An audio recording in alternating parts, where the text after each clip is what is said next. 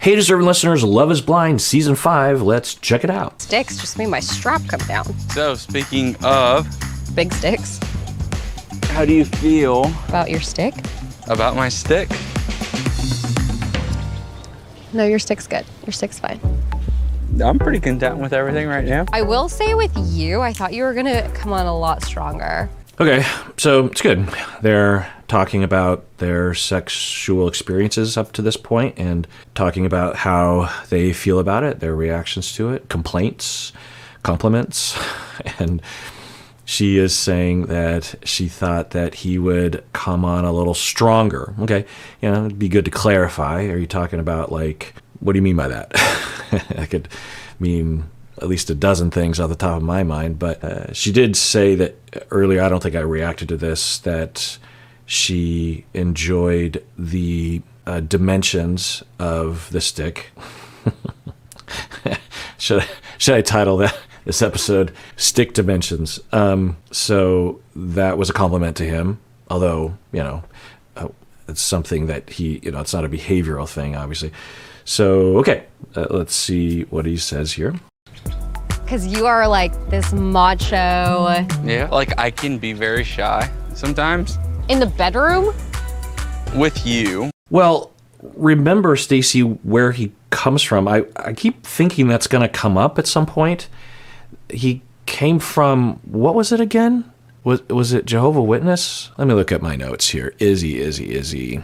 Raised by, Jehovah's Witness. So he said his parents were very strict and he was very sheltered. So, Stacy, like, hello, he's 29. So, and my impression was that you think, okay, well, he turned 18 11 years ago, so he's been out of the high control group since then. And by the way, some people will say, hey, Jehovah's Witness isn't necessarily bad. And yeah, I haven't done a whole deep dive on the culture and the research and the accounts, but there are enough accounts of people in Jehovah's Witness to say that it is at least potentially a cult in certain regions. When it comes to religion, any religion, it really just depends on the local power structure and culture.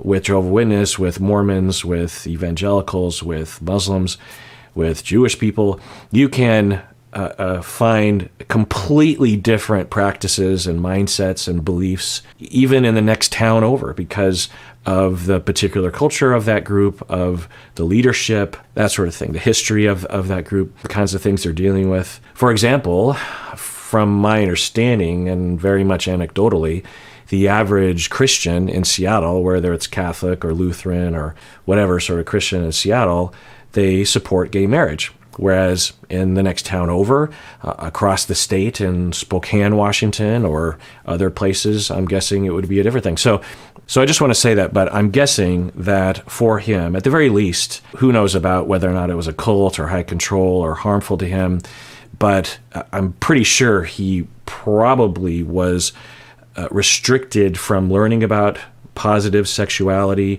There's probably a lot of sex. I mean, we're already living in a sex negative culture, and I'm just going to take a guess and say that his version of that was worse. Oh, so you think 18, he'd be out of the whatever situation he was in. And the way he was talking, he's like, yeah, I just got a Christmas tree for the first time 2 years ago or something. And it just makes me wonder if it's been recent. It's not uncommon for people to, sustain their indoctrination or their membership, even though they have the power to leave once they're an adult, that sort of thing. So he's saying that he's shy. And yeah, most people are shy in the bedroom, at least about some things, because of the shaming and all the horribleness in our society, the expectations, the gender traumas we all go through, sexual traumas as well. So yeah, but they're having an open conversation, and I think that Izzy has it within him to speak plainly and with maturity. Let's see what he says. This macho. Yeah, like I can be very shy sometimes. In the bedroom? With you. I don't know, because like there's actually emotion attached to it. It's not just like some one night stand. I don't know, like how much I'm into you. Okay. So he's saying that because he is really into her, then there's emotion attached to it. I think what he's saying is there are stakes, that things matter, and that he cares about what she thinks of him more so than if it was a one-night stand, as he says. And the fact that he's even referring to one-night stands, I think, I just keep looking like how bad was it when he was growing up, and how far has he been extracted, meaning how much of the deprogramming has he gone through. So the fact that he's even referring to one-night stands means that, I don't know what that means, but anyway, so he's saying that. And I'm guessing Stacy is like, well, how about you treat me like a one-night stand, because that's what I'm looking for. I'm in love with you, and like I want to share. I'm in love with you. I'm completely open, and like that for me translates to the physical stuff too. I want it to be something fun and adventurous and spontaneous, and like you want to grab me, touch me. This is a great conversation, and it is very good to have it out there for people to watch as an example. You know, on these shows, often they don't talk about it at all, or if they do, it is not with this tone. The way that Stacy is approaching it is in the positive direction. She's not criticizing, you know.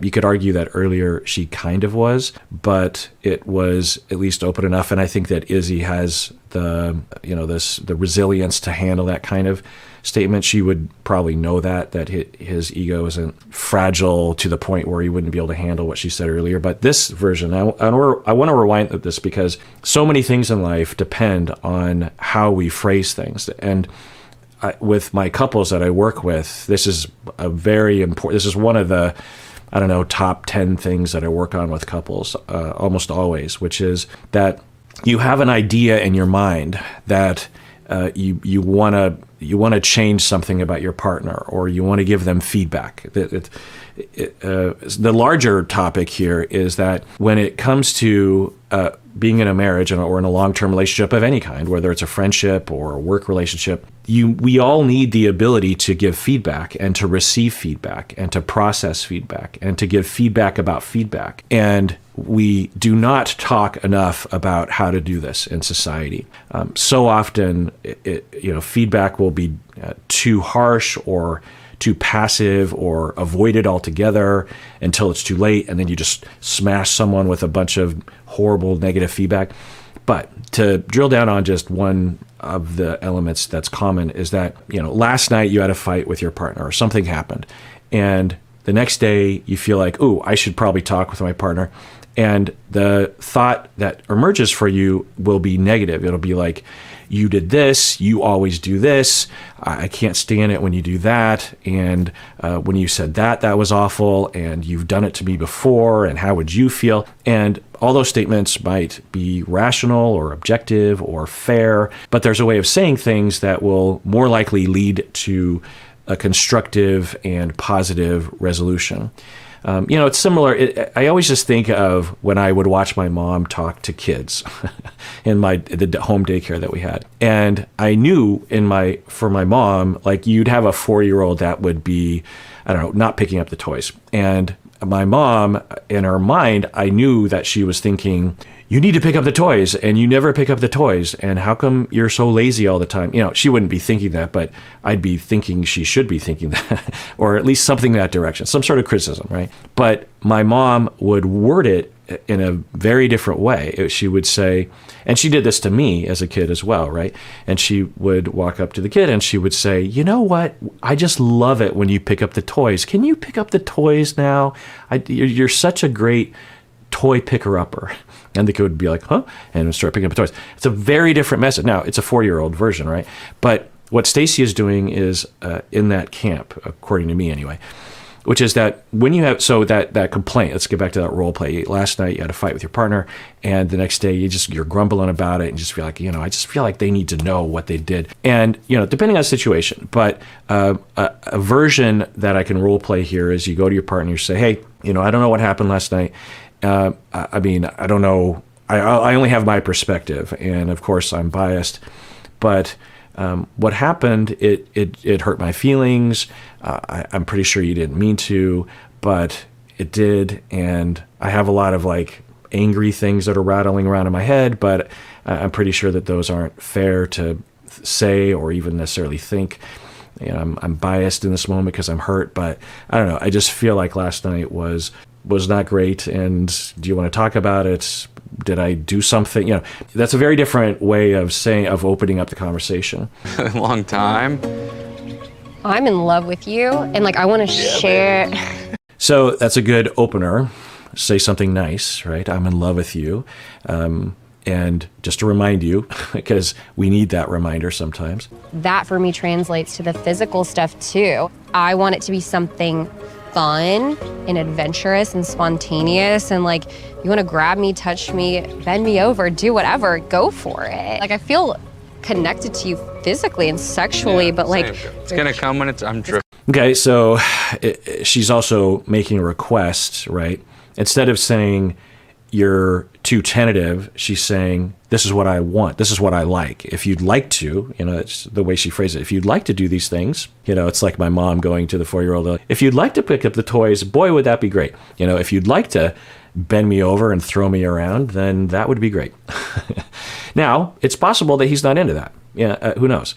It doesn't sound like he's indicating that, but people can be how they want to be in bed. And this notion that somehow men, or macho men, as she's putting it, are supposed to be a certain way in bed is ridiculous, of course. Bend me over, do whatever, go for it. Like I feel connected to you physically and sexually, but like it's gonna come when I'm driven. This conversation is making you I'm just hot. Fucking You're literally standing dead in the sun. Maybe it's me. You make me hot and sweaty, baby. He seems a little hemming and hawing. Of course, he knows that they're on camera, so maybe he's not super excited to talk about it, and he's okay with some things being okay. And by the way, there is a lot of softcore porn this season. I don't remember it being this much, and it's fine. Oh, Daddy. No, but do you want a beverage? I have one up here for you. I made it fresh from the cantina. I love you. I love you.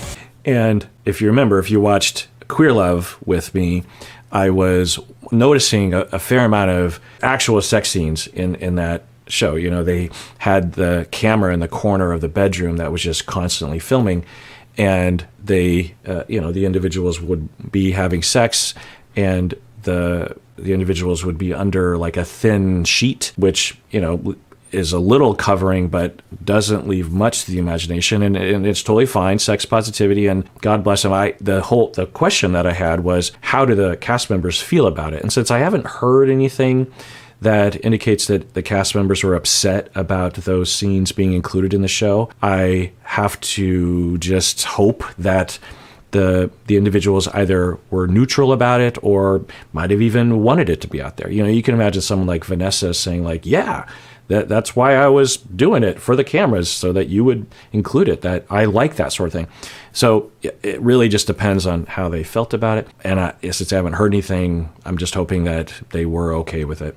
And so I was wondering with that show, like, why are we seeing more of it all of a sudden? Is it trying to celebrate queer love, if you will, trying to say, hey, it is one of the ways in which you can destigmatize LGBTQIA people, is not only just have them on TV and have them in positions of power, politicians and news anchors and bosses, and visibility is important. Not only that, but also just have them have the normal kinds of depictions in media that heterosexuals have been having for decades and centuries. It's very normal to have the Notebook, which I've never seen.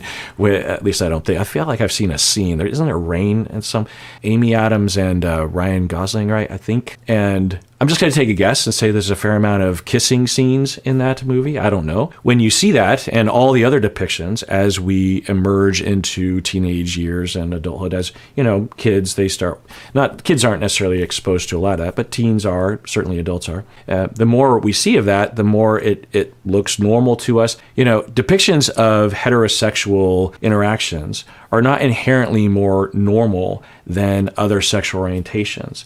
It might feel that way to us because, of course, we live in a heteronormative society that you're okay. You're not only okay, but you're privileged if you're hetero. So, TV shows, advertisements, public displays of affection, all sorts of things it's just like, yeah, they're in love or they're married or they have a crush on each other. They're holding hands. It's all normal. But when you have people that are being oppressed and they start to show up and depictions of those folks start to emerge, or there's some PDA, then all of a sudden everyone's just like, ew, gross. You're like, stop shoving it in our face. You know the whole thing. This is well-tread ground for us. But I was wondering if the show was trying to move the ball forward a little bit by showing more scenes. I didn't know. Point is that it was notable to me, and now we're seeing season 5 of Love is Blind, and I feel like we're in the same camp, if not gone further. It's a different kind of thing. With Queer Love, it wasn't a lot of shower scenes. I don't remember anything like that. It was a lot of bedroom scenes, either with the regular camera crew with an angle of the camera, like butt cam, if you will, or that not hidden camera. They know the camera's there, I assume. That's just like a nighttime camera that is constantly filming. A lot of scenes from that. With this, it's more like shower scenes and that kind of stuff with the regular cameras, not the hidden, I don't want to say hidden, the static cameras. Anyway, so I don't know why I'm talking about this. It's notable. I'm here for it. I'm celebrating it. It's great, and Queer Love, season 5, it's all good. I guess what I'm saying is maybe with Queer Love, we were just seeing a general trend for Kinetic is like, hey, let's start introducing that sort of content because we're on Netflix and we don't have to abide by normal standards and rules about that sort of thing. And it just makes me wonder, when I was watching this season, it just made me wonder, like, okay, so season 10 Love is Blind, are we going to just see full on stuff or not? And again, I don't know if I'm here for that, but obviously that's fine. I think it would be received in an interesting way. And of course, these aren't actors; these are real people, and they don't necessarily know what they're signing up for or the consequences of certain things. So you want to protect these folks. But yeah, what do you think about it? The reason we can't see a lot of them, right? Pollution. Oh, you ever take stellar astronomy in college? No, I took meteorology. Meteorology? Is that like a 2000 level? No, 3000 level. I didn't take any courses 2000 level. Why? Because I'm too smart. So are universities switching to a thousands model? Because I have only known at my university and in my undergrad of it being on a hundreds system. Is this a Houston thing? I don't know. Although I could see, that with universities and colleges getting bigger and bigger, offering more and more courses, that eventually you would run out of course numbers. So you'd have to go to the thousands. Maybe that's why. Is that like a 2000 level? No, 3000 level. I didn't take any courses 2000 level. Why? Because I'm too smart. You're actually funnier than I thought. Really? I'm hilarious. Not my sense of humor, but me and my wife have a particular sense of humor. Me and Umberto have a particular sense of humor. But for them, it is notable. I was noting that they seemingly had a very similar sense of humor, a very similar sense of way to poke fun at each other and to have a good time. They make jokes like that to each other a lot. We've seen a lot of that. But yeah, so that is a compatibility that will help them. That's a little bit of a stretch. That's not a stretch. I'm hilarious. You cannot boss me around. It does not work like that. You're the only one that can be bossy. I'm not bossy. I just hold my ground. There's a difference. No, you're bossy. Okay, a little bit.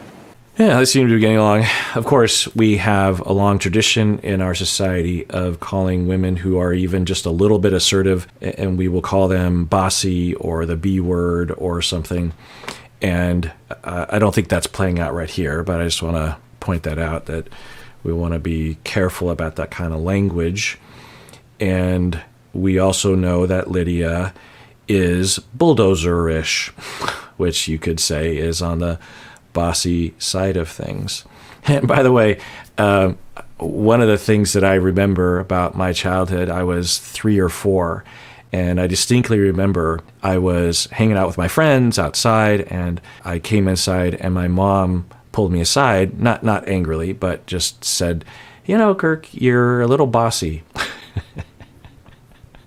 And I remember the notable moment for me was that it was the first time that I had considered personality or I don't know the way to put it, more fundamental to personality. I think it was the first time that I had realized that we all have tendencies that are observable and aren't necessarily right or objective or fair. You know, before she said I was bossy, and it didn't hurt my feelings. I remember thinking, but you know, prior to that moment when she said that, I was just behaving. I was just doing and not ever stopping to think, or do I have any tendencies, or is it right that I'm doing this?